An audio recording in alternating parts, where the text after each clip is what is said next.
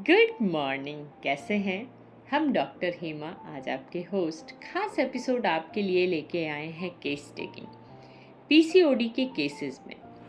यदि आप homeopathic doctor हैं, आप इस एपिसोड को बहुत ध्यान से सुनिए, और यदि आप होम्योपैथिक डॉक्टर नहीं हैं तो यहाँ क्या कर रहे हैं, कुछ और सुनिए। तो चलिए शुरू करते हैं।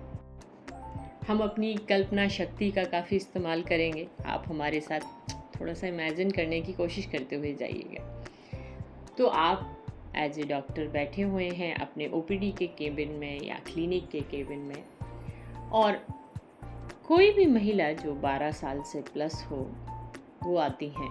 उनका चेहरा आपको दिखता है थोड़ा धब्बेदार है, या उनका ना चेहरा मोटा मोटा हो रहा है, अलग अलग तरीके के स्पॉट हैं। हो सकता है होठों के आसपास थिक डार्क ब्राउन कलर का हो। पिंपल्स रेड भी हो सकते हैं, ब्राउन भी हो सकते हैं, और एकदम ब्लैकिश भी हो सकते हैं। कुछ कुछ में नीले भी हो सकते हैं। हो सकता है बहुत ही दर्द वाले बहुत ही मोटे हों या बहुत छोटे छोटे हों।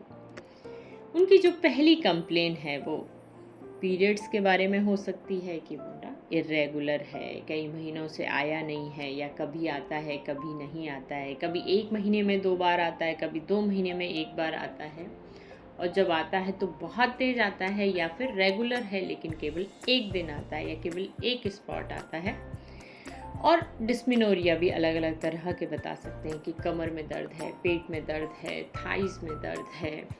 कुछ को माइग्रेन भी हो सकता है, कुछ को कंजेस्टिव एकदम ना बहुत ही मूड बेकार वाला हो सकता है, रोना आए, या किसी को अपनी चेस्ट में हैवीनेस फील हो सकती है।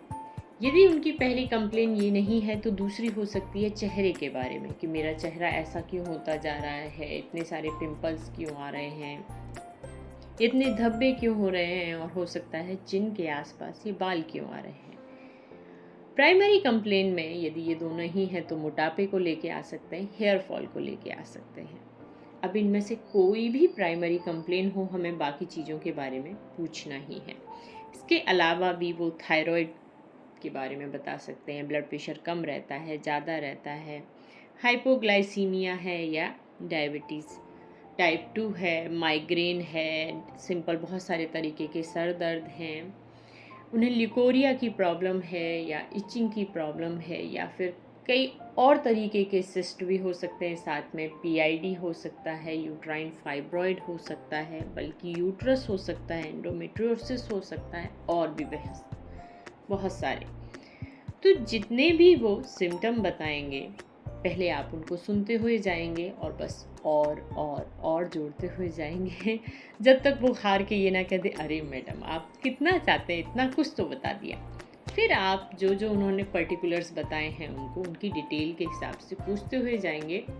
काफ़ी बार उन लोग भूल जाते हैं, तो आप ना पर्टिकुलर पूछ सकते हैं कि ये आपका लास्ट मेंसेस कब आया था, कितने दिन का साइकिल था, कितने दिन चला था, कलर कैसा रहा था, बहुत उस समय बदबू तो नहीं आई, बहुत दर्द तो नहीं हुआ, और भी ढेर सारी डिटेल। जब आप पूरे पर्टिकुलर्स ख़त्म कर चुके होंगे, फिर आपको धीरे धीरे आगे बढ़ना होगा, और शायद एक क्वेश्चन हो सकता है कि पेट कैसा रहता है। फिर वो अपने डाइजेस्टिव सिस्टम के बारे में सब कुछ बताते हुए जाएंगे। फिर आपका प्रश्न हो सकता है कि भूख कैसी लगती है, प्यास कैसी लगती है, खाने में क्या पसंद है। यहाँ पे आपको रुकना होगा, वो काफ़ी लंबा हो सकते हैं। फिर उनको थोड़ा सा पॉज करके आप ऑप्शन दे सकते हैं, यदि क्लियर नहीं आ रहे हैं कि सॉल्ट है, सावर है, स्वीट है, ठंडा है, गरम है, कोई चीज़ जिससे एलर्जी है या बिल्कुल पसंद नहीं है, स्पेशली दूध, अंडा, कुछ चीज़ों को पूछना अच्छा रहता है।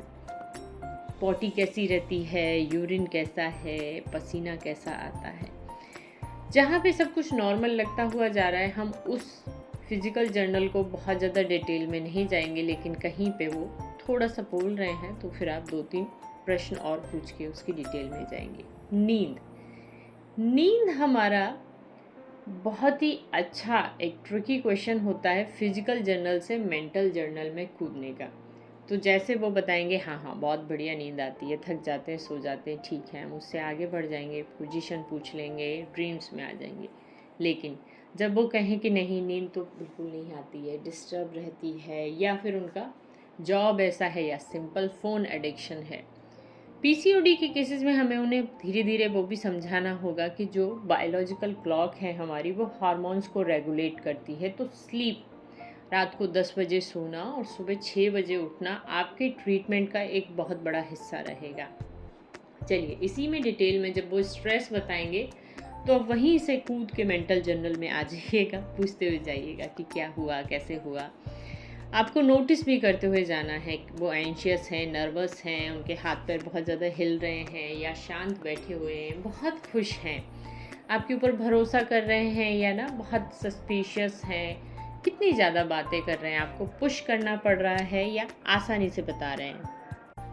साथ में आप कहीं पे भी ये पूछ सकते हैं उनसे पूरी केस टेकिंग के दौरान कि उन्हें कौन सा मौसम पसंद है, धूप से उन्हें दिक्कत होती है कि नहीं, यदि आपको स्नेक रेमेडी लग रही है तो टाइट कपड़ों से कोई दिक्कत है।